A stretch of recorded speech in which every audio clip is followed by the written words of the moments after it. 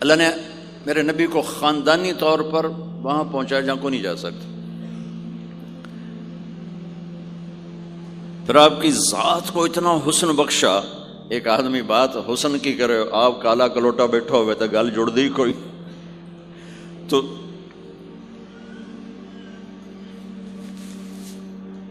آپ تشریف لے جا رہے تھے ہجرت کر کے، تو راستے میں ایک رابغ ایک جگہ آتی ہے، وہاں بھوک لگی، پیاس لگی، وہ کھانے کا سامان تھا نہیں، تو ایک بڑھیا عورت کا خیمہ دیکھا. وہاں پہنچے تو کہا ماں جی کچھ کھانے کو ملے گا؟ نے کہا بیٹا قحط کا زمانہ ہے، کچھ نہیں ہے. تو ایک مریل بکری کھڑی تھی وہاں، بالکل چمڑا تھے ہڈی. ہم نے کہا میں اس سے دودھ نکال لوں؟ ان کا بیٹا یہ تو بن بیاہی بکری ہے اور ماس اس کے اوپر نہیں ہے، یہ کیا دودھ دے گی؟ کہ آپ اجازت دو. ان کا لہلا چونکہ غیر فطری کام ہو رہا تھا تو لہٰذا اس نے آپ کو غور سے دیکھا کہ یہ کون ہے جڑا ایو جی بکری جو دودھ کڈو ہے. لہٰذا آپ کیسے دیکھنے لگی.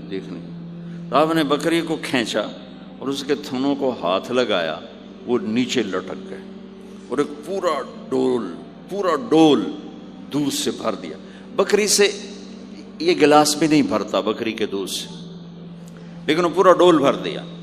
اپنے تینوں ساتھیوں کو پلایا، پھر خود پیا. پھر دوبارہ دودھ نکال کے پورا ڈول بھر کے اس اماں کو دیا، چلے گئے.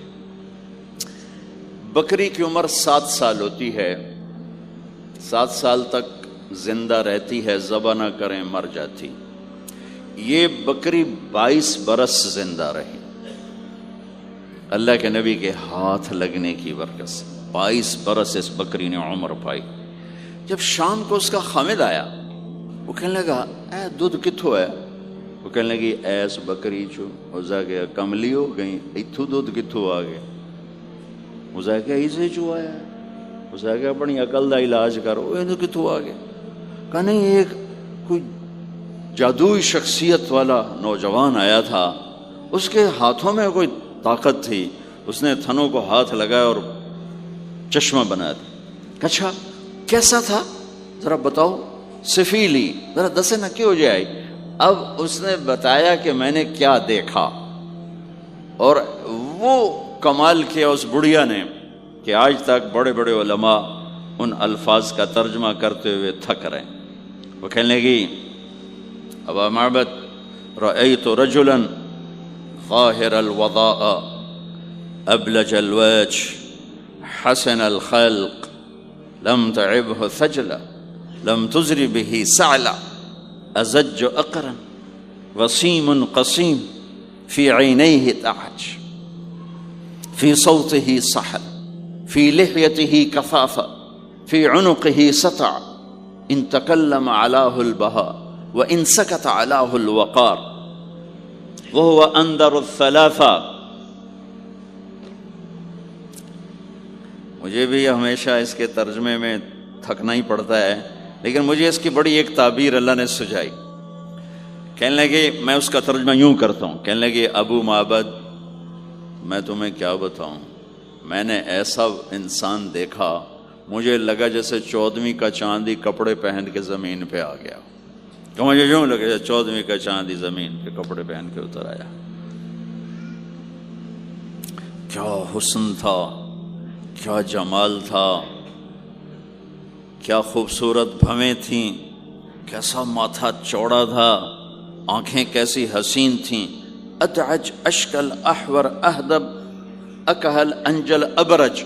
میرے نبی کی آنکھوں کے بارے میں 7 الفاظ آتے ہیں، 7 جو میں نے ابھی دہرائے، اور ان 7 کا ایک ترجمہ ہے کہ کائنات میں ایسی آنکھ اللہ نے کسی کو نہیں عطا فرمائی. ایسی خوبصورت آنکھیں اللہ نے عطا فرمائی آپ کو. کہ آواز میں جادو تھا، آواز میں جادو تھا، آواز دل کو پکڑتی تھی. گردن لمبی خوبصورت تھی، چہرہ 14ویں کے چاند کی طرح چمکتا تھا، اور براق الثنایا، دانت ایسے خوبصورت تھے، مسکراتے تھے تو دانتوں سے نور نکلتا دکھائی دیتا تھا، جب بولتے تھے تو نور چھا جاتا تھا. چپ ہوتے تھے وقار چھا جاتا تھا، خوبصورت سیاہ کالے بال تھے، نیم گھنگریالے بال تھے، پیٹ نہیں نکلا ہوا تھا، بال نہیں اڑے ہوئے تھے، سیدھا وجود تھا، سیدھا۔ کتنے ہمارے معاشرے کے لوگ ہیں، آپ سجے پاسے بیٹھے ہوں پیٹ کھبے پاسے گئے ہوں، پیٹ کھبے پاسے ہوں آپ سجے پاسے ہوں۔ تو اللہ نے کھانا حلال حرام بند کیا ہے، حلال کھاؤ، حلال کا بھی طریقہ سکھایا کہ ماں بنتے نہ کھاؤ، بندہ بنتے کھاؤ، اتنا نہ کھاؤ کہ چربیاں چڑھ جائیں، زیادہ کھانا انسانیت نہیں، کم کھانا انسانیت۔ بیچ میں بات آگے کہہ رہا ہوں، میرے نبی نے کہا سب سے بدترین برتن جسے انسان بھرتا ہے اس کا پیٹ ہے، سب سے بدترین برتن جسے انسان بھرتا ہے اس کا پیٹ ہے۔ اور اگر تم نے کھانا ہی ہے اور تم کہتے ہو نہیں میں نے کھانا ہی ہے، تو 3 حصے کرو، ایک غذا کے لیے، ایک پانی کے لیے اور ایک ہوا کے لیے، ایک حصہ چھوڑو، ساری زندگی بیماری نہیں آئے گی۔ لیکن یہاں تک کھانے کے بعد پھر ڈاکٹروں کی چاندی نہیں ہوگی تو اور کیا ہوگا؟ جب تک یہ بیکریاں ہیں، یہ کولڈ ڈرنکس ہیں اور یہ فاسٹ فوڈز ہیں، صحت مند کوئی نہیں ہوگا۔ بھوکے رہنے میں اللہ نے صحت رکھی، کھا کھا کے تباہی پھیر دیتے۔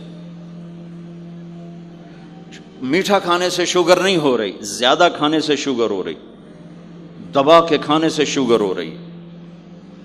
اللہ میرے نبی نے کھانے کا طریقہ بھی بتایا، کھانے کی چیزیں بھی بتائیں، کھانے کا طریقہ بھی بتایا، کھانے کے آداب بھی بتائے۔ کہنے لگی 2 لفظ جو دنیا میں کسی انسان کے لیے استعمال نہیں، میں نے آخر میں چھوڑ دے۔ کہنے لگی ابو معبد، میں جب اس کو دیکھتی تھی نا تو میرے دیکھنے کی طلب اور بڑھ جاتی تھی، پھر جب دیکھتی تھی طلب اور بڑھ جاتی تھی۔ وہ جب تک کھڑے رہے میری آنکھ نہیں بھری۔ وسیم وسیم وسیم۔ ابو معبد میں جدھر سے دیکھتی تھی حسن ان کا غلام تھا، ہاتھ جوڑ کے کھڑا تھا۔ قسیم قسیم، قسیم اسے کہتے ہیں جس کو چاروں طرف سے حسن و جمال نے گھیرا ہوا ہو، اور وسیم اسے کہتے ہیں جس کو دیکھ کے نہ دل بھرے نہ آنکھ بھرے۔ دنیا کا ہر حسن تھوڑی دیر دیکھنے کے بعد خوبصورتی ختم، کشش ختم۔ ایک ہستی کائنات میں آئی ہے میرے اور آپ کا نبی، جن کو جتنا دیکھا جاتا تھا دیکھنے کا شوق بڑھتا تھا۔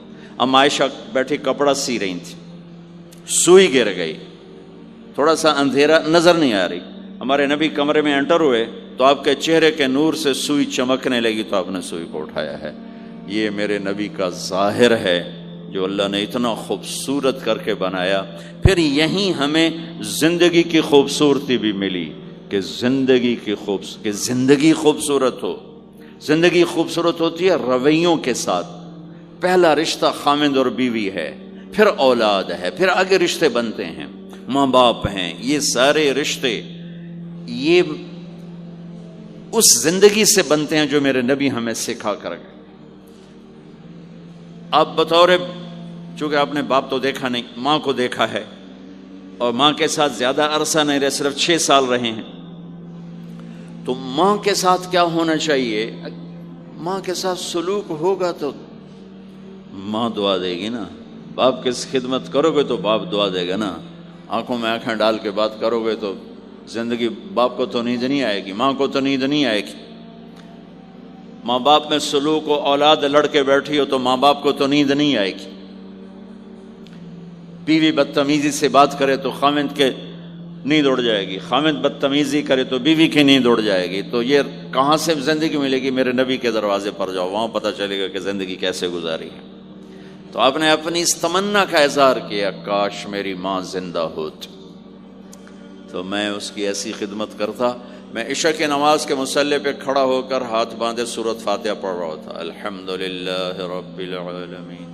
ادھر سے میرے گھر سے آواز آتی، محمد، میری ماں مجھے پکارتی محمد، تو میں نماز توڑ کے کہتا لبیک یا اماں، ماں جی میں حاضر ہوں، ماں جی میں حاضر ہوں۔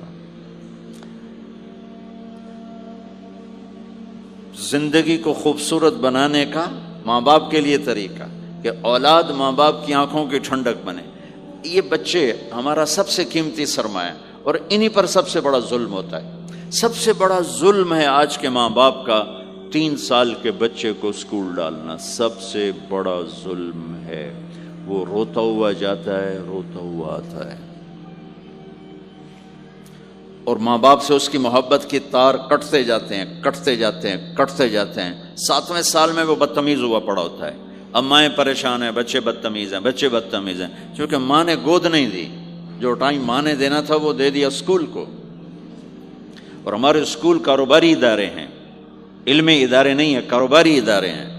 میرے ملک کا یہ روگ ہے کہ یہاں کا وکیل بھی کاروباری ہے، یہاں کا ڈاکٹر بھی تاجر ہے، یہاں کا وکیل بھی تاجر ہے، یہاں کا جج بھی بک جاتا ہے، اور یہاں کا اسکول اور کالج بھی کاروبار ہے. 3 سال کا بچہ جب ماں باپ سے دور ہوتا ہے، روتا ہوا جاتا، روتا ہوا آتا، تو وہ ماں باپ سے دور ہو جاتا ہے. اس کے اندر نفرت پیدا ہونی شروع ہو جاتی. سر اٹھا جو ہی وہ سر نکالتا ہے تو وہ ماں باپ کا نافرمان ہو جاتا ہے، بدتمیزی کرتا ہے، لڑتا ہے، جھگڑتا ہے، کیونکہ ماں اور باپ نے ٹائم نہیں دیا. اور پھر اس موبائل نے ہماری زندگی، گھر کی زندگی تباہ کر دی ہے کہ بچہ آ کر ماں سے بات کرتا ہے، ماں موبائل کو دیکھ کے بچے سے بات کر رہی ہوتی. وہ باپ سے بات کرتا ہے، وہ اپنے موبائل میں، اور بچے سے بات کرتا ہے. یہ اس بچے کی عزت کو ذبح کر دینے والی بات. آنکھ سے آنکھ ملانا عزت دینا ہے. میرے نبی پاک صلی اللہ تعالی علیہ وسلم کی طرف جب کوئی آپ کو بلاتا نا، یا رسول اللہ آپ سے، تو مثلا یہ ہماری مجلس ہے، ادھر بھی لوگ ہیں، ادھر بھی لوگ ہیں. اب مجھے کوئی ادھر سے بلائے تو میری تو اتنی گردن مڑے گی، کوئی ادھر سے بلائے میری اتنی گردن مڑے گی. لیکن میرے نبی پاک صلی اللہ علیہ وسلم کو ادھر سے جب کوئی آواز دیتا یا رسول اللہ، تو اب یوں نہیں کرتے تھے، ہاں جی دسو کی گل ہے. اب پورا یوں کرتے تھے ایسے. بولو میرے بھائی کیا بات ہے. سبحان اللہ. آپ کو ادھر سے کوئی بلاتا یا رسول اللہ، تب ایسے نہیں کرتے تھے، ہاں جی بولو. اب پورا ایسے مڑ کر پھر فرماتے، جی فرمائیے کیا بات. اب عام لوگوں کے ساتھ یہ فرماتے تھے. ہم تو اپنی اولاد کے ساتھ یہ نہیں کرتے، بیوی خامند کے ساتھ یہ نہیں کرتے، خامند بیوی کے ساتھ یہ نہیں کرتے.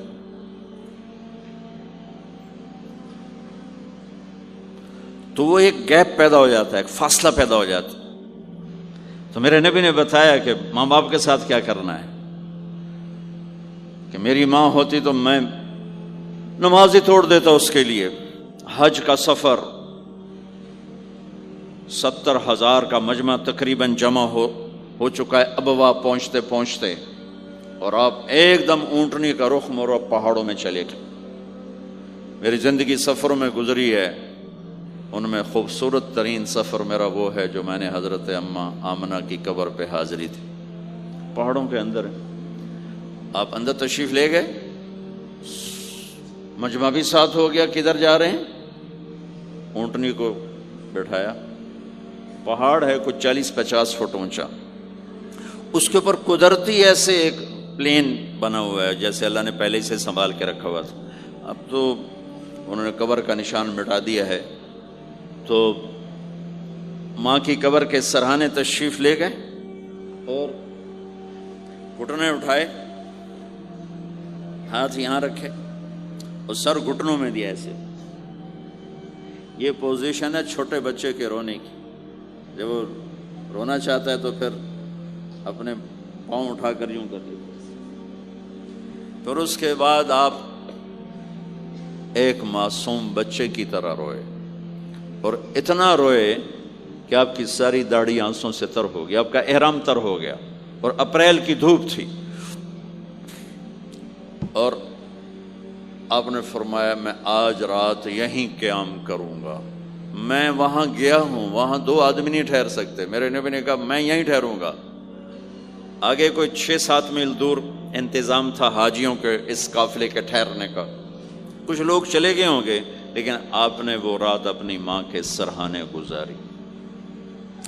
اور میں جب وہاں پہنچا تو مجھے چونکہ سیرت پڑھی تھی تو مجھے چشم تصور میں وہ نظر آ رہا تھا. حضرت آمنہ کی عمر صرف 25 برس تھی اور ہارٹ اٹیک ہوا اچانک، بولا نہیں جا رہا. اور اللہ کے نبی ماں کو دیکھ کے گھبرا رہے ہیں کہ کیا ہوا، 6 سال کا بچہ پہلی موت دیکھ رہا ہے، وہ بھی ماں کی. تو مجھے ہارٹ اٹیک ہوا تو بولا نہیں جاتا، بلا رہے ہیں بولا نہیں جا رہا، آواز نہیں نکل رہی.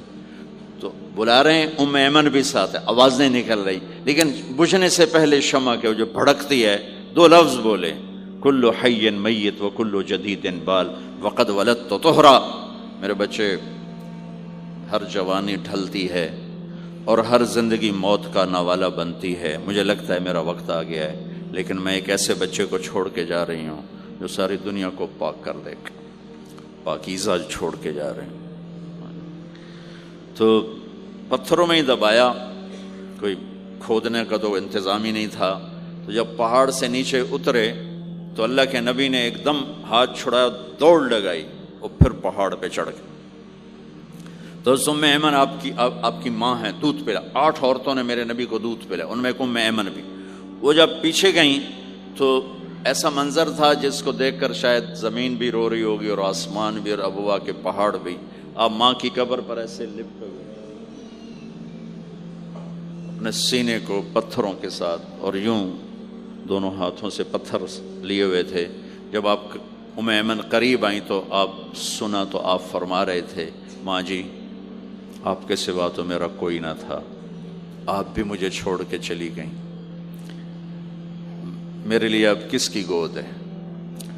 تو ام ایمن رضی اللہ عنہ نے اٹھانا چاہ کے، بیٹا اٹھو، تو آپ نے انکار کر دیا. تو ام نے کھینچ کے نیچے لائیں اور زبردستی لائیں اور اونٹنی پر بٹھایا. اور آگے 2 راتوں کا سفر تھا، وہ سب میرے نبی کے خاموش آنسوؤں سے آپ کا گریبان تر ہوتا گیا. اور آگے نہ کوئی خالہ ہے، نہ کوئی اور آسرا ہے، نہ باپ ہے. باپ اور ماں ہی بڑا سہارا ہوتے ہیں. دادا نے کفالت میں لیا 8 سال کی عمر میں، ان کا بھی اللہ نے ان کو بھی اپنے پاس بلا لیا. تو وہ سارا منظر میرے سامنے گھوم رہا تھا. اوپر سے سورج ڈوبنے والا تھا، تو وہ عجیب کیفیات تھے، وہ میں بیان نہیں کر سکتا ہوں. کہ اللہ کی قسم، اگر آپ اور میں زندگی کو خوبصورت بنانا چاہتے ہیں تو اپنے نبی کی زندگی کو سیکھنا ہوگا، ان بچوں کو سکھانا ہوگا. ہم نے کوئی کاروباری کام نہیں کیا ہے کہ ہم سے کوئی کاروبار کر رہے ہیں، کوئی پیسہ کما رہے ہیں. حاشا وکلا، حاشا وکلا.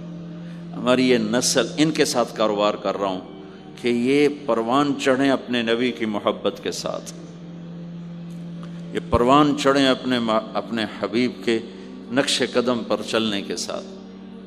ان کے اندر اللہ، اس کے نبی کی محبت، ہر بچے بچی کے اندر اللہ نے اپنے اور اپنے حبیب کی چپ ڈال دی. اس کو نکالا نہیں جا سکتا. میں اس کو ایکٹیویٹ کرنا چاہتا ہوں کہ اللہ کرے ان کے جذبے اللہ کے نبی کے ساتھ جڑ جائیں. پھر ماننا آسان ہو جاتا، پھر اطاعت آسان ہو جاتی. جب محبت نہیں ہوتی تو اطاعت نہیں آتی. تو میرے بھائی بہنوں، زندگی کی خوبصورتی کا تعلق میرے نبی والے خوبصورت اخلاق کے ساتھ. پھر آپ نے بیویوں کے ساتھ کیا سلوک کیا. 2 مہینے چولہا نہیں جلتا، 2 مہینے کھانے کو کچھ نہیں ملتا، اور ہر بیگم قربان ہے، فدا ہے. 2 مہینے جس عورت کے گھر میں چولہا نہ جلے وہ خامند کا کیا حشر کرے گی. اور میرے نبی کے گھر میں 2 مہینے چولہا نہیں جل رہا ہے، خود بھی بھوک برداشت کر رہے ہیں، بیگمات بھی بھوک برداشت کر رہے ہیں. ایک رات حضرت عائشہ کے ساتھ لیٹے ہوئے تھے ایک ہی چارپائی پر. تو آپ کبھی یوں کروڑ بدلتے، کبھی یوں کروڑ بدلتے. پھر ایک دم آگے بڑھے اور چارپائی کی لکڑی کے اوپر ایسے پیڑ کو ٹیک کر نیچے جھک گئے. تو عائشہ اٹھ کے بیٹھ گئے، یا رسول اللہ کیا ہوا؟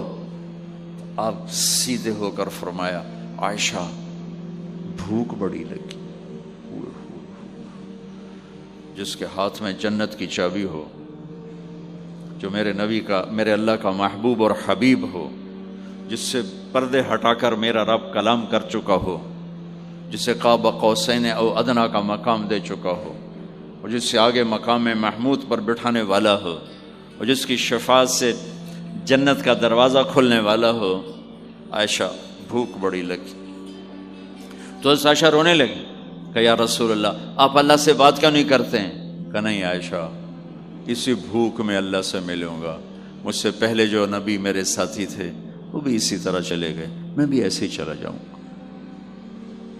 اور اس کے باوجود بیویاں قربان ہو رہی ہیں، فدا ہو رہی ہیں۔ کس چیز نے باندھا ہوا تھا؟ میرے نبی کے سلوک نے، میرے نبی کے اخلاق نے۔ اللہ کی قسم، میرے نبی کی شادیاں شوق کی شادیاں نہیں تھی۔ ایک حدیث سناتا ہوں، ما تزوجت وما زوجت الا بوحی من السماء نزل به جبریل۔ سن لو لوگو، میں نے جہاں شادی کی، میں نے جہاں بیٹی دی، پہلے آسمان سے وحی آئی، جبریل لے کر آئے، پھر میں نے شادی کی۔ تو یہ شوق کی شادیاں نہیں ہیں، زندگی سکھانے کی شادیاں ہیں، چونکہ سب سے مشکل رشتہ خامند اور بیوی ہے، سب سے مشکل رشتہ خامند اور بیوی ہے۔ اس وقت طلاقیں کیوں بڑھ رہی ہیں؟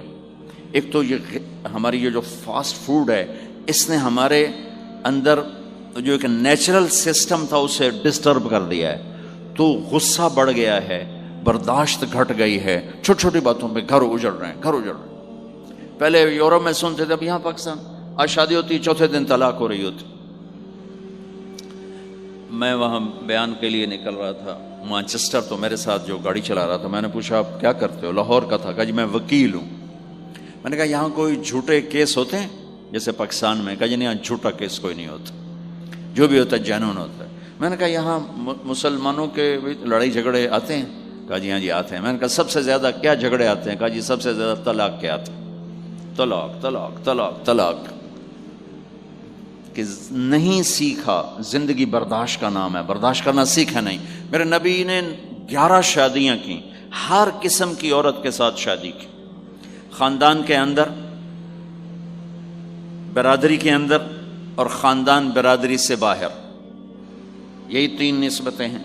اپنے خاندان میں قریش، تو آپ کی کئی بیگمات قریش، حضرت عائشہ، حضرت حفصہ، حضرت زینب، حضرت ام حبیبہ، یہ سب قریش ہیں۔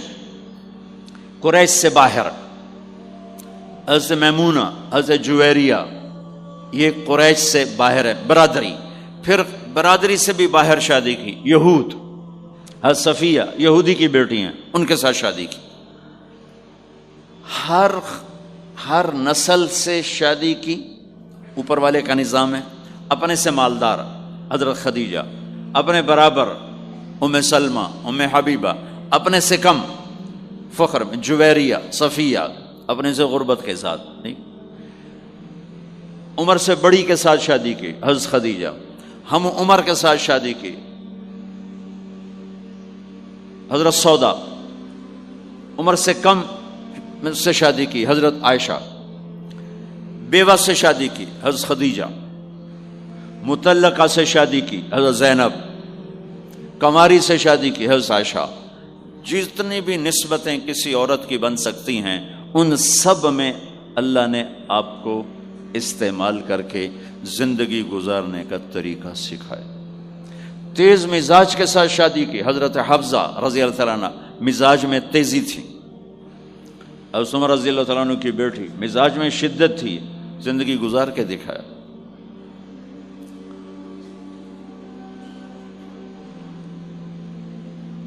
ایک آپ کو حدیث سناتا ہوں، اللہ کی قسم صرف ہمیں سکھانے کے لیے۔ جس ہستی نے اللہ کو آنکھوں سے دیکھ لیا ہو، اس کے لیے عورت کیا چیز ہے، دنیا کیا چیز ہے۔ میرے نبی کا معراج کے بعد دنیا میں واپس آنا سب سے بڑا مجاہدہ اور قربانی ہے۔ جنت میں اللہ ہمیں نصیب کر، جب اللہ کا دیدار ہوگا تو اس کے بعد اللہ کی قسم جنت والوں کو جنت بھول جائے، عورتوں کو خامد بھول جائیں گے، خامدوں کو بیویاں بھول جائیں گی، اور جنت کی ہر نعمت بھول جائے گی، صرف اللہ کو دیکھنے میں گم ہو جائیں گے۔ اور میرے نبی اپنی آنکھوں سے اللہ کو دیکھ کر آئے ہیں، ٹھیک ہو گیا۔ اب ایک حدیث سنو کہ عائشہ مجھے جب سے پتہ چلا ہے نا کہ تو جنت میں میری بیوی ہے، تو میرے لیے تو مرنا ہی آسان ہو گیا ہے۔ اللہ اکبر۔ یا عائش انہ لیہون علی ان اریتک زوجتی فی الجنہ، میرے رب کی قسم ہمیں آپ کو سمجھانے کے لیے، ہمیں آپ کو بتانے، عائشہ مجھے جب سے پتا چلا ہے نا کہ تو جنت میں میری بیوی ہے، مجھے تو مرنا اچھا لگنے لگا ہے، مجھے تو مرنا اچھا لگنے لگا ہے کہ تو جنت میں میری بیوی ہے۔ سبحان اللہ۔ ادھر اچھا جی جنت بھی یہی لبنی ہے جی، یہ جنت جا کے بھی یہ جنالی رانا ہے، یہاں یہ باتیں سننے کو ملتی۔ اور میرا نبی کہہ رہا ہے عائشہ مجھے پتہ چلا ہے کہ تو جنت میں میری بیوی ہے، تو میرے لیے تو مرنا ہی آسان ہو گیا۔ سبحان اللہ، کیا خوبصورت، اللہ کی قسم یہ دلداری تھی۔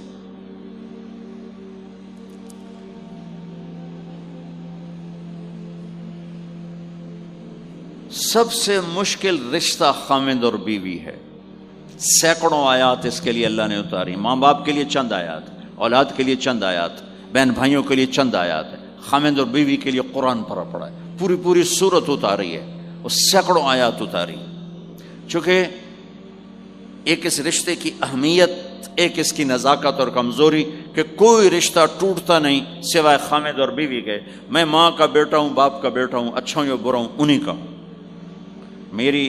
میرا نسب میری نافرمانی سے بدل نہیں سکتا، میں اللہ بخش کا بیٹا ہوں، میرا یہ نسب بدل نہیں سکتا، اچھا ہوں یا برا ہوں، اللہ ان کی قبر روشن کرے۔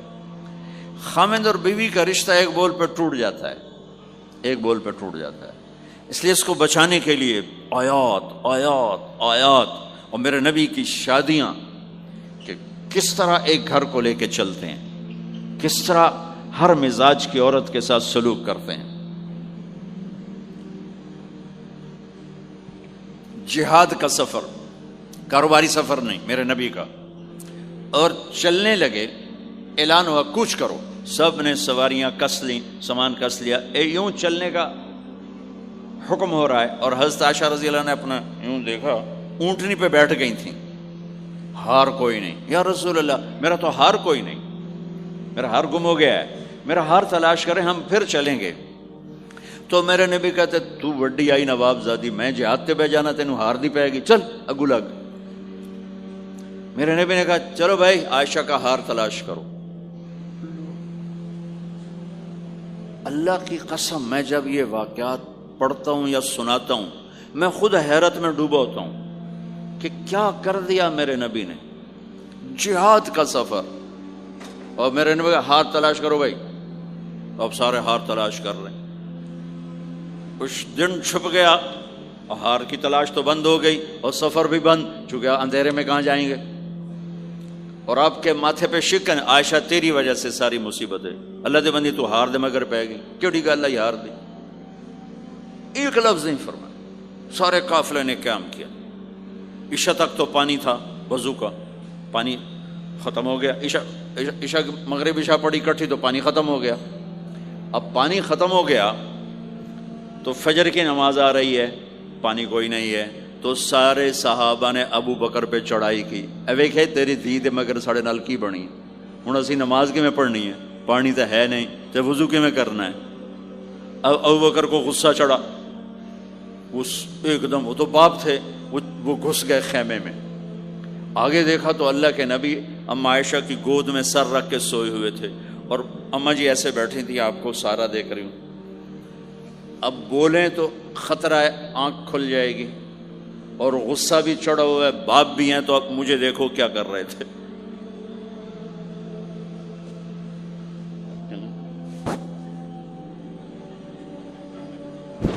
تیرے جو پھر یوں ماری زور سے انگلی بیٹی کے نا یہاں، پہلے یوں کرتے پھر ایسے ماری زور سے، وہ کہنے کہ میں ایسے سخت ہو گئی تاکہ میں ایسے نہ ہوں کہ اگر میں تھوڑا حرکت کی تو اللہ کے نبی کی آنکھ کھل جائے گی، تو ماری گیا ٹھا ٹھا ٹھا، وہ منہ سے کہہ رہے،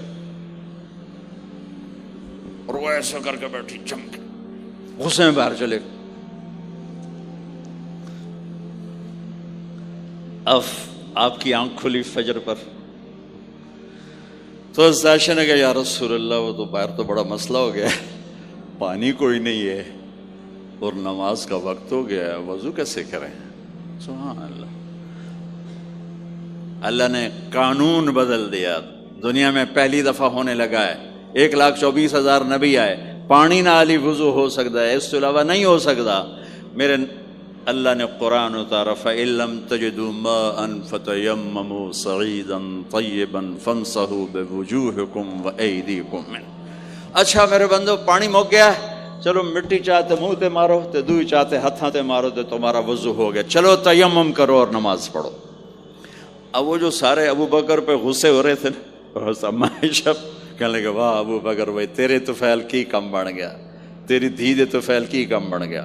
تو اسید بن حذیر پہلے ذرا زیادہ گرم ہوئے تھے، تو وہی ابو بکر تیرے گھر کی یہ پہلی برکت نہیں ہے، پہلے بھی بہت شمار برکتیں تیرے گھر کی طفیل امت کو ملی ہیں۔ تو اللہ نے تیمم کی آیت اتار دی، حضرت عائشہ کو ڈانٹ پلانے کی آیت نہیں آئی کہ میرے نبی تیری بیگم کے ہار کی وجہ سے میرے دین کا کام رک گیا اور میرے بندوں کی نماز خراب ہو گئی اور ان کو پانی سے محروم ہونا پڑا۔ میں قربان جاؤں اپنے رب پر، اپنے حبیب پر، اس ماں عائشہ پر، دنیا کی واحد عورت ہے جس کے سینے پر سر رکھ کر کسی نبی نے جان دی ہو۔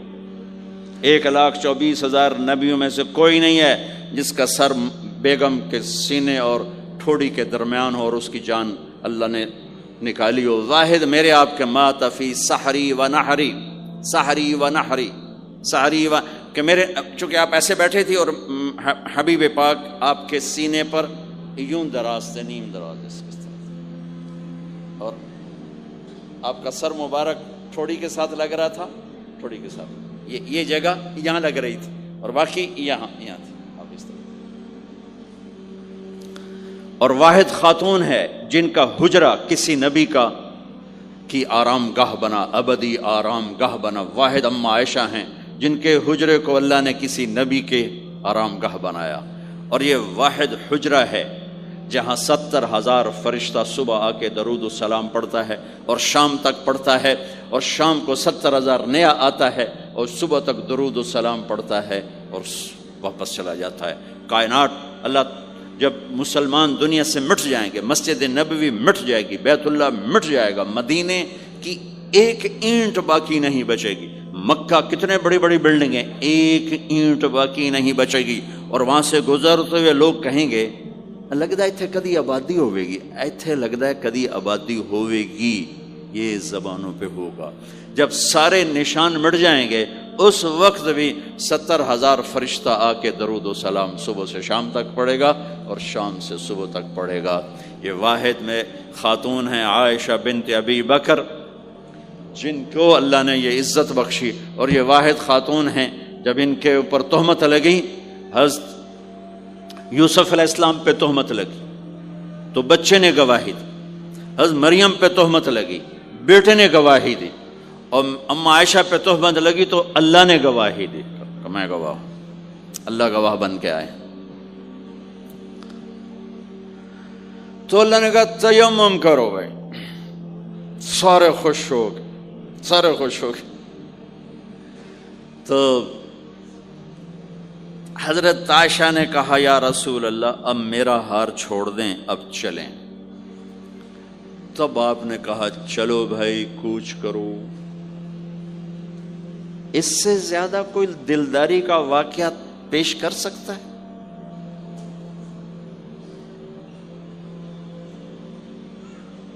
سبحان اللہ۔ اور جب اونٹنی کو اٹھایا گیا، وہ ہار کا دھاگا ٹوٹا اور پھسل کے اونٹنی کے نیچے چلا گیا، وہ سارے کھبے سجے ویندے رہ گئے، ہار نیچے پڑا تھا۔ جب اونٹنی کو اٹھایا تو ہار نیچے سے نکلا، تو صاحب نے کہا لے بھی عائشہ اے تیرا ہار بھی لب گیا۔ یہ دلداری ہے میرے نبی کی، یہ ہمیں سکھایا۔ کہیں عورتوں کی بدتمیزی بھی انتہا کو پہنچی ہوتی ہے اور وہ اپنے گھر اجاڑ دیتی ہیں اپنی زبان کی شدت کی وجہ سے، اپنی بد اخلاقی کی وجہ سے، لیکن کوئی زیادہ معاملہ مردوں کی طرف سے خراب ہوتا ہے تو شریعت نے بھی اس کو زیادہ بیان کیا اور میرے نبی نے بھی اس کو اجاگر کیا۔ اور میرے نبی کی آخری تقریر، آخری خطبہ حجۃ الوداع کا، صرف ایک رشتے کو بیان کیا، صرف ایک رشتے کو بیان۔ ہم کتنے رشتوں میں جکڑے ہوئے ہیں، ماں باپ، بہن بھائی، چاچا تایا، خالہ خالو، دادا دادی، نانا نانی، ساس بہو، کتنے ہم رشتوں میں جکڑے ہوئے ہیں۔ میرے نبی نے صرف ایک رشتے کا حق بیان کیا، استوصوا بالنساء خیرا، میں تمہیں تمہاری بیویوں کے بارے میں وصیت کر رہا ہوں، ان کے ساتھ اچھا سلوک کرنا۔ صرف ایک رشتے کو بیان فرمایا، چونکہ یہ بنیادی رشتہ ہے، یہاں سے خاندان بنتا ہے۔ جب یہ ٹوٹ جاتا ہے اور ہمارا جوائنٹ فیملی سسٹم ہے تو کہیں ساس توڑ رہی ہے، کہیں سسر توڑ رہا ہے، کہیں نندیں توڑ رہی ہیں، کہیں خود خامد اپنی بے وقوفی کی وجہ سے توڑ رہا ہے، کہیں بیوی اپنی حماقت کی وجہ سے اس رشتے کو توڑ رہی ہے۔ ایک عورت آئی، ایک لڑکی آئی، یا رسول اللہ میری شادی ہونے لگی، میرے خامد کا کیا حق ہے میرے اوپر؟ دونوں طرف کی میرے نبی نے زندگی سکھائی۔ میرے نبی نے فرمایا تیرے خامد کے جسم پہ پھوڑے نکل آئیں، پھوڑوں میں گندا پانی جمع ہو جائے، پیپ جمع ہو جائے، اور تو زبان سے چاٹ چاٹ کے اس کے زخموں کو دھوئے، تو بھی تو نے اپنے خامد کا حق ادا نہیں کیا ہے۔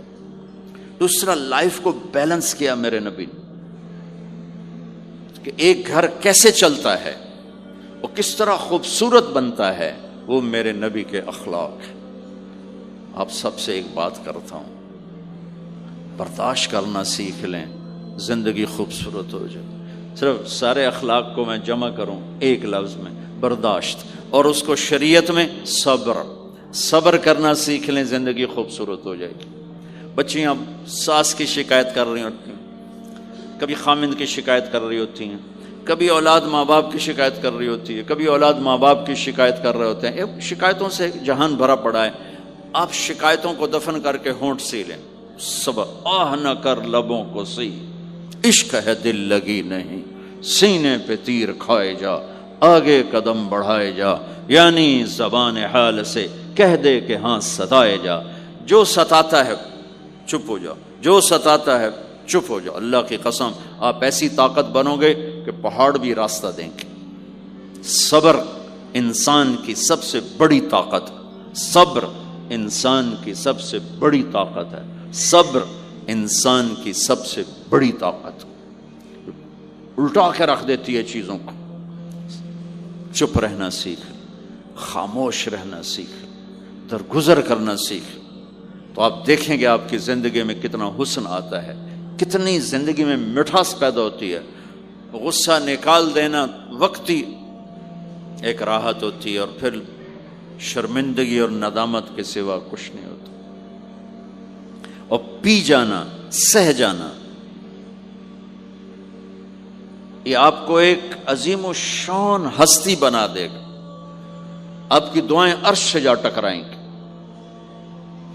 چپ رہنا ان بچوں کو سکھائیں، خاص طور پر اپنی بیٹیوں کو چپ رہنا سکھائیں کہ میں دکھ سے کہتا ہوں میرے دیس کا سسرالی معاشرہ ظالم ہے، ظالم ہے، ظالم ہے۔ اس میں نہ کوئی نمازی کی قید ہے، نہ بے نمازی کی، نہ دیندار کی، نہ بے دین کی، نہ کسی پردے والے گھر کی، نہ بے پرد گھر کی۔ سسرالی معاشرہ بہت ظالم ہے، بہت ظالم۔ جوائنٹ فیملی سسٹم عذاب بن چکا ہے، عذاب۔ پہلے ایک رحمت تھی یہ کہ سب کو اپنے حقوق حدود کا پتہ تھا، اب کسی کی زندگی میں دخل دینا یہ ہمارے اخلاق بن چکے ہیں، تو ہم اپنی زندگیوں کو خراب کر چکے، برباد کر چکے۔ پھر اولاد کے ساتھ کیا کرنا ہے؟ میرے نبی نے حسن حسین کے ساتھ 7 سال گزارے، حسین کے ساتھ 6 سال، حسن کے ساتھ 7 سال علیہم السلام رضی اللہ عنہما۔ 7 سال میں بچہ سمجھدار ہوتا ہے، ایک نصیحت نہیں کی، ایک نصیحت، 7 سال ایک نصیحت نہیں پائیں گے آپ۔ اتنے بڑے نبی، اتنا بڑا انسانیت کا بوجھ، اور روزانہ ٹائم نکال کے بچوں کے پاس آ کر بیٹھتے تھے، ان کے ساتھ کھیلتے تھے، کشتی کرتے تھے، اور بھائیوں کو لائن میں کھڑا کر دیتے تھے۔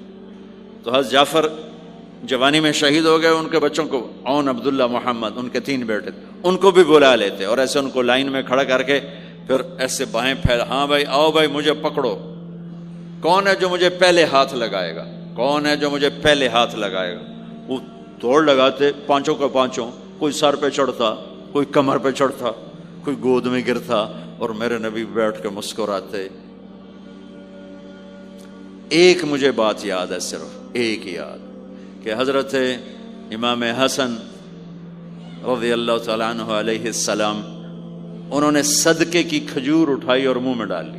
صدقے کا آیا تھا مال، تو ایک کھجور اٹھا کے منہ میں، تو ہم کہا بخ بخ بخ، تب نے منہ میں نا انگلی ڈال کے کھجور نکال لی کہ بیٹا ہمارے گھر پہ صدقہ جائز نہیں ہے، اس کو پھینک دو۔ بس یہ ایک بات مجھے اپنے نبی کی زندگی میں ملتی ہے۔ ٹائم دیا، محبت دی۔ کمال کی بات ہے نہیں، اتنی بڑی ہستی ہو اور بچوں کے لیے گھوڑا بنے کھڑے، آؤ بھائی آؤ بھائی، دونوں ہاتھ بھی ٹیک دیے، گھٹنے بھی ٹیک دے، آؤ بھائی میری کمر پہ چڑھ جاؤ۔ ان کو کمر پہ چڑھایا اور پورے کمرے میں چکر لگا رہے ہیں، چکر لگا رہے ہیں، اور پھر ان سے کہہ رہے ہیں تمہارا اونٹ کیسا؟ اونٹ متیا سواری کو کہتے ہیں، لیکن عام طور پر متیا عربی میں اونٹ کے لیے بولا جاتا۔ تو پوچھتے بچوں تمہاری سواری کیسی ہے؟ پھر دونوں بھائیوں کو اتار دیتے اور نواسی حضرت زینب ان کو اٹھاتے اور اپنی کمر پہ بٹھا کر کمرے میں چکر لگا رہے ہیں، چکر لگا رہے ہیں، چکر لگا رہے ہیں۔ یہ مائیں روز ٹھوکی کھلوتے، ایدو تھپڑ ایدو تھپڑ ایدو تھپڑ ایدو تھپڑ۔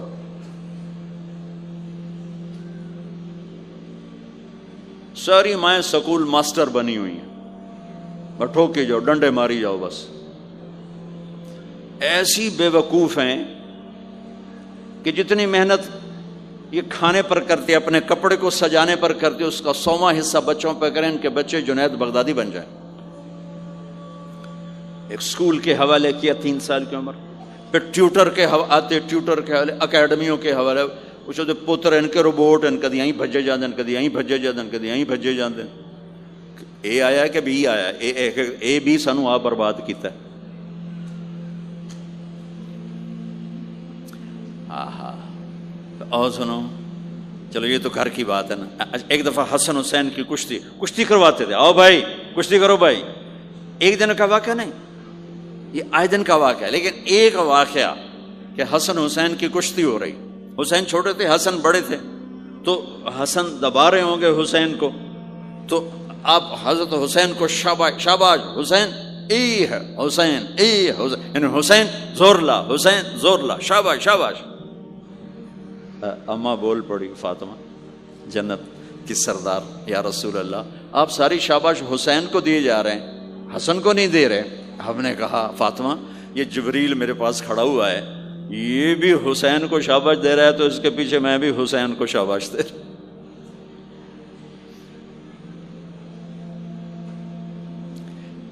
اس سے اور عجیب سنو، آپ فرض نماز پڑھا رہے ہیں، فرض نماز، فرض نماز، نفل نہیں، گھر میں نہیں، مسجد میں، اور آپ سجدے میں گئے اور حسن نے چھلانگ لگائی اور کمر پہ جا کے بیٹھ گئے، اور اینج بندہ کرسی تو ٹھوک کے بیٹھ جاتا۔ میرے نبی نے سجدہ لمبا کر دیا، اتنا لمبا کیا کہ وہ سجدے میں پڑے لوگ سوچنے لگے کہ کہیں اللہ کا نبی فوت تو نہیں ہو گیا۔ تو جو سامنے والی صف تھی انہوں نے یوں کر کے دیکھا، پچھڑوں کو تو نظر نہیں آنا، انہوں نے اینج کر کے دیکھا تو دیکھا تو حسن سجدے اوپر چڑھے ہوئے۔ تو ایک صحابی جو قریب تھے انہوں نے ایسے ہاتھ آگے بڑھایا اتارنے کے لیے، تو میرے نبی نے بغلوں سے دیکھا کہ ایک ہاتھ آگے آ رہا ہے، تو آپ نے سجدے میں یوں کیا، میرے بچے کو کچھ نہ کہو، جب تک حسن نہیں اترے آپ سجدے میں پڑے رہے۔ اور ایک اور تماشا ہوتا تھا، چونکہ اب نماز لمبی پڑھاتے تھے، لمبی ہوتی تھی نماز، تو آپ ذرا پاؤں کا فاصلہ ہے تو حسن ادھر بیٹھتے، حسین ادھر بیٹھتے، نماز میں میرے رب کی قسم سنا رہا ہوں۔ اب یہ دونوں کی آپس میں نا وہ شروع ہو جاتی، وہ ادھر وہ ادھر، پہلے حسن پار کرتے تو حسین ادھر آ جاتے، پھر حسین ادھر جاتے تو حسن یوں آ جاتے، پورے قیام میں یہ دونوں بھائی یوں یوں کرتے رہتے تھے، یوں، وہ ادھر وہ ادھر، وہ ادھر وہ ادھر، سبحان اللہ، نماز ہو رہی۔ اس سے عجیب سنو، آپ نے اپنی بیٹی حضرت زینب آپ کی بڑی بیٹی زینب، ان کی بیٹی امامہ کو ظہر یا عصر کی نماز پڑھا رہے ہیں، کہاں بٹھایا ہوا ہے؟ میں پہلے بیان کرتا ہوں یہاں بٹھایا ہوا ہے علی یدہ، لیکن میں نے اب چند دن پہلے حدیث پڑھی، یہاں نہیں بٹھایا، یہاں نہیں بٹھایا، یہاں بٹھایا ہوا تھا، یہاں کندھے پر بٹھایا ہوا تھا، یہاں علی عاتقہ، اس کو عاتق کہتے ہیں، اور نماز پڑھا رہے تھے۔ جب آپ رکوع میں جانے لگے تو یہاں سے پکڑا اور آرام سے اس کو ساتھ بٹھایا، پھر رکوع کیا، قوما کیا، سجدہ کیا، سجدے سے جب اٹھے تو پھر امامہ کو اٹھا کر کندھے پہ بٹھا کے پھر نماز شروع کر دی۔ 4 رکعتاں میرے نبی انج پڑھائیاں کہ نواسی یہاں بیٹھی ہوئی ہے، صرف زندگی سکھانے کے لیے، صرف زندگی سکھانے کے لیے۔ بچوں کو پیار اتنا دو کہ وہ آپ پہ قربان ہوں، ڈنڈا، سوٹا، تھپڑ، بدتمیزی، ڈانٹ ڈپٹ، یہ دوریاں پیدا کر دیتی۔ بہت چھوٹی عمر میں نے سگریٹ پینے شروع کر دی، کچھ 7-8 سال کی عمر میں نے سگریٹ پینے شروع کر دی۔ گاؤں میں تھے تو کوئی ماحول تو تھا نہیں، تو گھر والوں کو پتہ چل گیا، تو اب مجھے سگریٹ سے روکنے کے لیے سمجھایا جا رہا ہے۔ جی کیسے سمجھایا جا رہا ہے؟ میری ماں نے میرا منہ کھولا نہیں کر کے، تو میرے ماسی نے چمٹا نپے تے وچ انگارا ہے تو این کر ٹھوکاں تیرے منہ وچ، ٹھوکاں تیرے منہ وچ۔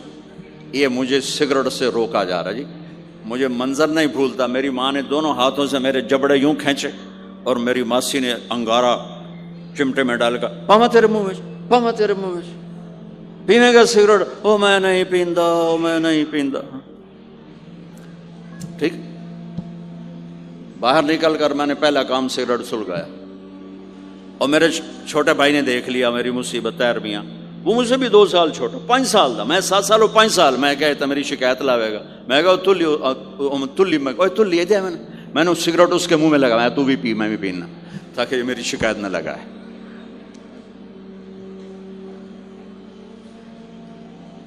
تو آج کے ماں باپ بڑے جاہل ہیں، ہم بڑے ایجوکیٹڈ ہیں، میں کہتا ہوں انتہائی جاہل ہیں، جنہیں بچے کو لے کے چلنا نہیں آتا، جنہیں رشتوں کی قدر نہیں، انہوں نے خاک پڑا ہے، کاغذ کی ڈگریوں کو علم بنا کے پھرتے ہیں، جسے میرے نبی کی زندگی کا پتہ نہیں، اللہ کی قسم جانور سے بدتر ہے، جاہل ترین ہے، جسے اپنے آقا کی زندگی کی خبر نہیں۔ حضرت حسن آپ کے پیٹ پر بیٹھے ہوئے، آپ ان کے ساتھ کھیل رہے ہیں، اچانک حسن نے پیشاب شروع کر دیا۔ مجھے یاد نہیں، میرے بچے بچیاں ماشاءاللہ، میں نے ان کو اٹھایا ہوا تھا اور مجھے پیشاب محسوس ہوا تو میں نے اسے بیٹھے رہنے دیا ہو، مجھے یاد، میں اسی وقت پیچھے یا منجی تے سٹے یا ہیٹھاں سٹے پیشاب اتنے کرتا الو جائے نہیں۔ ٹھیک، میرے نبی پاک صلی اللہ علیہ وسلم کے نواسے حسن آپ کے پیٹ پر بیٹھے تھے، پیٹ ننگا تھا، تو آپ ان کے ساتھ کھیل رہے تھے تو انہیں پیشاب شروع کر دیا۔ میرے نبی ایسے بے حس و حرکت ہو کہ کہیں بچے میری حرکت سے بچے کا پیشاب نہ رک جائے، تو آپ ایسے ہو گئے، تو پورا پیشاب کیا اور آپ ہلے نہیں۔ جب وہ پیشاب سے فارغ ہوئے پھر آپ اٹھے اور بچے کو الگ بٹھا کر اپنے جسم پہ پانی ڈال کے اپنے آپ کو صاف کر کے تو آگے دوبارہ ان کے ساتھ کھیلنا شروع کر دیا۔ میں آپ کو اپنی نبی کی وہ زندگی بتا رہا ہوں جس کو اپنانے سے میری زندگی بھی خوبصورت ہو جائے گی، آپ کی بھی۔ ہم فخر سے کہتے ہیں ہمارے نبی نے چاند کے 2 ٹکڑے کر دیے، معراج پہ آسمان چیر کے چلے گئے، یہ بہت بڑے معجزات ہیں، لیکن میرے نبی کا سب سے بڑا معجزہ ہے کہ ہمیں ایک خوبصورت زندگی سکھا کر گئے۔ آپ کے اخلاق، میرے نبی کے اخلاق میرے نبی کا سب سے بڑا معجزہ ہے۔ حسن کو آگے بٹھایا ہوا تھا رضی اللہ عنہ علیہم السلام، تو ان کو ایسے زبان دکھاتے حسن کو، تو حسن اس کو پکڑنے کی کوشش کرتے، جب ایسے ہاتھ مارتے تو آپ زبان منہ میں کرتے، اچھا وہ ہنس پڑتے، بچہ ہنس پڑتے، تو پھر اس کے بعد آپ یوں کرتے، تو پھر حسن آگے ہاتھ مارتے، پھر آپ زبان منہ میں کر لیتے، پھر وہ کرتے ہنستے، پھر آپ چپ ہو جاتے۔ کتنی دیر آپ حسن کے ساتھ یہ کھیل کھیلتے رہے۔ آپ گلی میں گزر رہے ہیں، بچے کھیل رہے تھے، بچوں میں حسین کھیل رہے تھے، تو آپ نے کہا پکڑو بھائی حسین کو، پکڑو بھائی، تو وہ آگے بھاگے، تو آپ پیچھے جان بوجھ کے جیسے ہم کرتے ہیں وجعل الصبی یلعب ہا ہونا وہا ہونا، جب وہ ادھر جاتے تو آپ آگے ہو جاتے، وہ ادھر آتے آپ ادھر ہو جاتے، پوری گلی یہ تماشا دیکھ رہی ہے، اور حسن حسین کبھی آگے بھاگ رہے کبھی پیچھے بھاگ رہے، اور آپ جان بوجھ کے اس کو پکڑ نہیں رہے، ہاں پکڑو پکڑو بھائی، پکڑو بھائی، پکڑو بھائی، اور وہ بڑے ہنس رہے ہیں کہ آج میرا نانا تو میں نے ناپ ہی نہیں سکتا۔ تو یہ تھوڑی دیر جب یہ کھیل چلتا رہا، پھر آپ نے ان کو کہا یہ پکڑ لیا اور اٹھایا اور ہونٹ چومے اور ماتھا چوما، کہ حسین مجھ سے ہے میں حسین سے، حسین مجھ سے ہے میں حسین سے۔